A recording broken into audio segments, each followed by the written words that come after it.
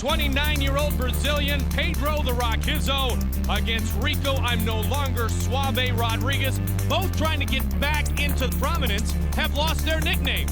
Well, let's see which one gains a new nickname here tonight. Larry Landless will be our referee on a night in which both, and I don't think they both can, but both of these heavyweights dearly need to impress. Absolutely. Are you ready? Rizzo. Are you ready? Rodriguez. Let's go. Former top heavyweight contender, former heavyweight champion. Collide here at the Mohegan Sun. The long black shorts. And the footwear for Ricco Rodriguez. Pedro Rizzo.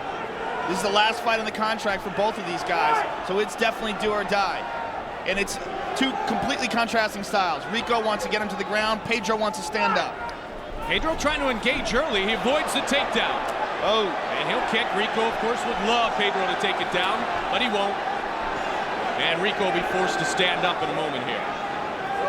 You know what? Pedro might just keep kicking his legs until Ricco can't stand up. Pedro's got a look in his eyes that I have not seen in quite some time.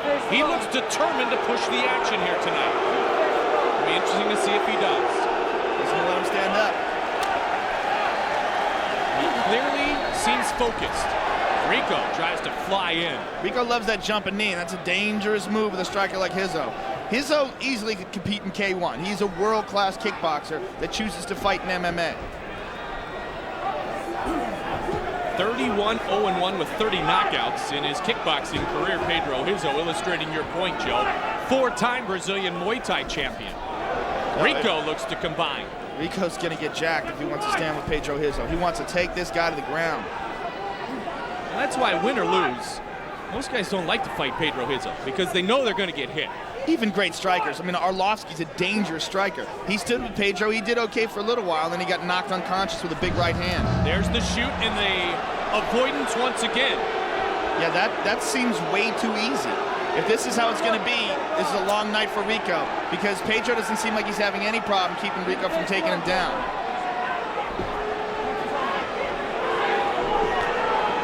Kicks in the leg when your opponent is down or fine.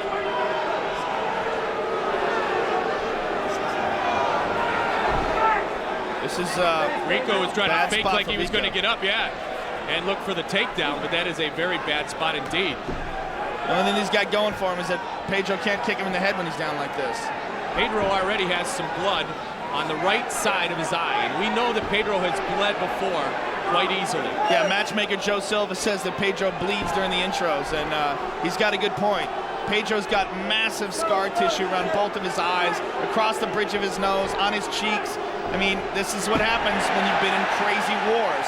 This guy's been in wars with some dangerous guys. Now, I don't know, did Pedro become too impatient there and give in, if you will, to allow Ricco Rodriguez, even if it's on his back, to try to work his game? Yeah, I don't understand the logic here. I don't know what his strategy is. Maybe he has been working on some ground and pound, and he wants to push Ricco up against the fence. I'm not sure. And it seemed like Pedro, if he could continue to be patient, could have forced Ricco to have to stand back up. And now instead, Rodriguez will work from his strength at his Brazilian Jiu-Jitsu background. Yeah, Ricco's got an excellent guard. I mean, Ricco can submit guys. If Pedro gets stuck, leaves an arm in there, Ricco can tap him out. He almost had Tim Sylvia in an armbar, and Tim Sylvia slammed him. Action. And Ricco Rodriguez is a true believer in the martial art, which is Brazilian Jiu-Jitsu, and he's had success in submission tournaments in Abu Dhabi. He's had success in the Pride Championships, and a lot of his success has come from his ground skills, not from the skills he has on the feet, and Pedro knows that, so now he'll let Ricco get back up, and this will be back into Pedro's world. That looked like Ricco pushed him off. I don't know why Ricco, a Brazilian Jiu-Jitsu black belt, wouldn't want to keep him in the guard. I mean, he should have kept him in there and held on to him and tried to figure out a way to get a submission out of him, or at the very least, try to sweep him and get the top position so he could drop some bombs down on Pedro. But standing up like this is bad. Especially if Pedro wants to bring it, and it seems as if, Joe, tonight Pedro is a little more willing to not wait for the counter punch, which is what he's been criticized of doing in the past, where he's been very inactive. Yeah, Pedro is having no problem stopping the takedown. It looks like he's stopping it pretty easy. The more time Ricco stands on his feet with Pedro, the more likely he is to get knocked out. Better keep those hands up, baby. I mean, Ricco was knocked out by Tim Sylvia, and Tim Sylvia is a bigger guy, but Pedro hits harder. Pedro may still be the hardest hitter in UFC history. Oh, he's nasty. That knockout of Josh Barnett is one of the greatest mixed martial arts knockouts ever. Ricco's doing some dance moves. He's got a little suave left in him. Final seconds of round number 1 here at the Mohegan Sun. Ricco grew up in Patterson, New Jersey, as he calls it, the ghetto of ghettos. Lived up above a funeral home, moved to California years ago with $100 in his pocket. Wants to make a little money and revive his UFC career here tonight. He's got a little hometown crowd. I remember when he fought for the belt here at Mohegan Sun, his mom was in attendance. She said, "If you lose, do not come home." That's nasty. He won and he came home and he got fed, he got his pasta, he was all happy. Then Tim Sylvia came along.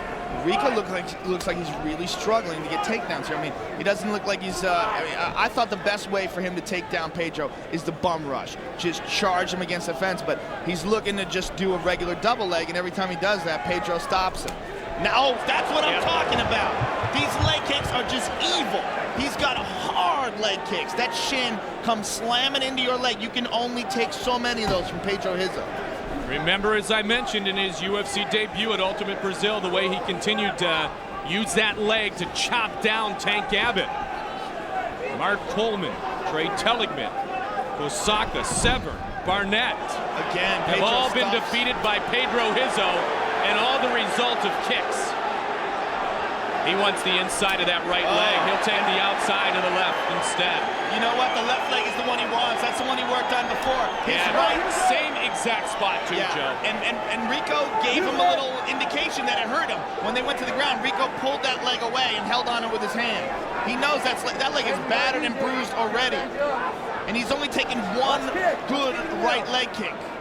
And as you pointed out in an earlier match, when that front leg starts to incur damage and you can see already it's tender on Ricco, then all of a sudden you're not as quick moving, you're not as quick shooting. It slows you down. It completely takes away your shot. Your shot in wrestling is all about bouncing off that front leg, and his front leg is jello right now. You can see him limping on it already, and that's one leg kick. If Pedro was just more aggressive and landed some more, he could take Ricco out with leg kicks.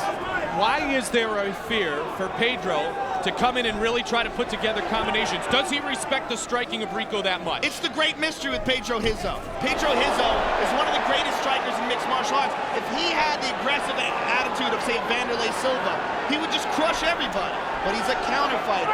His style, he likes to sit and wait for the perfect opportunity. If you chase after him and you leave openings a la Josh Barnett, he'll take you out, no doubt. But if you stand there and just pose with him, he'll pose back with you. Well, Pedro's obviously in control on the judges' scorecards, but he needs to do more than win tonight. He needs to impress. He needs to show us that the old Pedro is still somewhere inside this Brazilian body. Well, you know what? Pedro has taken a lot of punishment over the years. Yeah. And he's reluctant to get more scars. He's reluctant to get battered. You know, he wants to fight smart. But sometimes, to make an exciting fight, you can't fight smart. You got to be aggressive. Here comes Ricco up. Larry Landless will stand him. Just over 2 minutes remains in round 2. Scheduled for 3 5-minute rounds, 2 heavyweights. Ricco's favoring that leg. And like I said, we're talking one clean shot. Single leg and slippery is Rizzo again. That's about 4 or 5 failed attempts at the takedown and a great sprawl by Rizzo.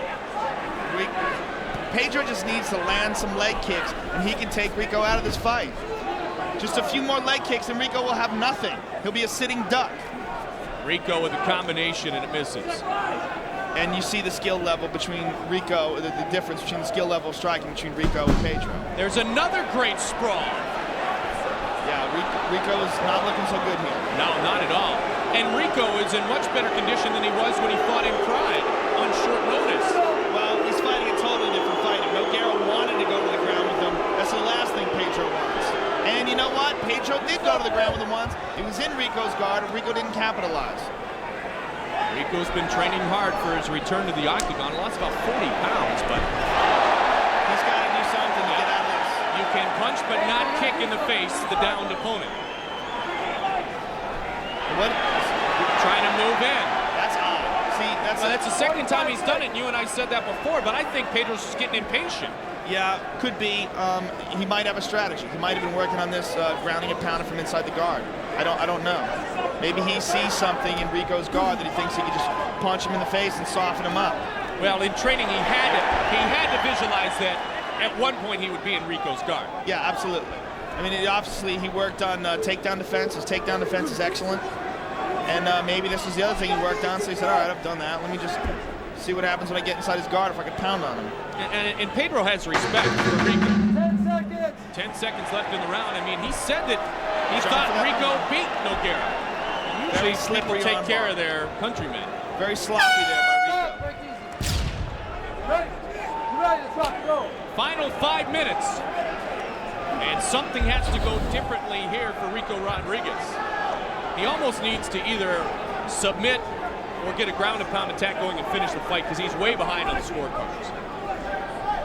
See, Pedro will just stand in front of you. If you stand right in front of him, he will just stand in front of you. He just waits for you to do something. That's just his style. And a lot of people think it's unfortunate because he's such a devastating striker. In my opinion, the best striker in mixed martial arts. I mean, his leg kicks are just insane. Oh. Ricco loves that flying knee. Ricco's throwing with him, which is surprising to me. Which at this point, though, Joe, if he can't get him down, it may be the only thing he can do, right? As dangerous as it is, it may be the only thing he can do. Yeah, absolutely. You know, Pedro takes a hell of a shot, too. I mean, Ricco, that knee caught him right on the chin. Yeah. Pedro just shrugs it off. Interesting strategy by Ricco. I did not expect him to try to stand up with Pedro. I figured he would just rush him. Oh, that one connected. It was once told to me it's like a baseball bat hitting you in the leg at 80 miles an hour.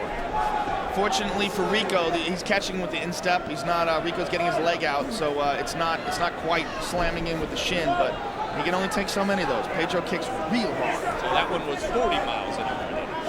Either way, it sucks. Yeah, man. It's just shocking to me that Pedro doesn't throw more of them. It seems like it's there for him. Feint with the left hand, bang, right leg kick. Now, you know the one thing that has to be in his mind is when he throws, that's when you'd think Ricco would shoot, but we haven't seen it. Well, you would just think that he would be happy that Ricco's willing to stand with him at all. I mean, he's the superior striker, clearly. You see right there. Oh, there it is. That's what I'm talking about. Caught him with the eye. He poked him. He poked him in a timeout. In a timeout, a referee stoppage, and he caught him in the eye with a finger. Because Ricco pointed to it right away. Ricco saying he poked him in the eye, and referee Larry Landis is saying he didn't see it. Let's take a look at the replay. Couldn't quite see it there. It was almost like he was pushing away as opposed to punching. Let's watch again. See? It wasn't a punch, he was pushing the head away. It looks like he got a finger stuck right in his eye. Yeah. Yep. It looked exactly like that. That definitely wasn't a punch. Absolutely wasn't. That's an unfortunate consequence with these open-handed gloves. In order to have grappling and striking, we have to have open-handed gloves. I mean, in boxing for years that was a problem. Guys would thumb guys on purpose. Roberto Duran was famous for doing it. That's how he knocked out Davey Moore. Thumbed his eye, closed it up, and then took him out of the mix. Let's take another look at it here. You see Pedro trying to push Ricco away? Boom, finger in the eyeball. You clearly see his right thumb go right into Ricco's eye. Right there. And Ricco winces. That wasn't intentional, was it? You know what? He's just trying to keep him away. I'm sure he's trying to not do it. I mean, Pedro's not a dirty fighter. Right. No doubt. But, you know, it's like I said, it's an unfortunate consequence of having open-handed gloves. Are you ready? Well, Ricco seems okay. The doctor checks him. And now they continue here in round 3. Show of class, great competitors, both experienced in this mixed martial arts game. The referee warned Pedro Rizzo and did claim he felt as well that it was unintentional. Just what is stopping Pedro Rizzo from throwing more kicks? And it's Ricco getting closer to wanting to engage himself. 30 seconds. Man, he cannot even get the clinch. No, Pedro's doing a great job of moving to the side, getting the double underhooks, moving to the side, and pushing him off. But why isn't he kicking? throw that leg kick. The crowd feels the same way. On a night where Marco Ruas will be honored, Pedro Rizzo again wants to make his hero and mentor proud. And he needs to push the action here in the final 2 minutes. Ricco has lost a lot of steam in his shoot. His shot it's just, he's barely committing to it now.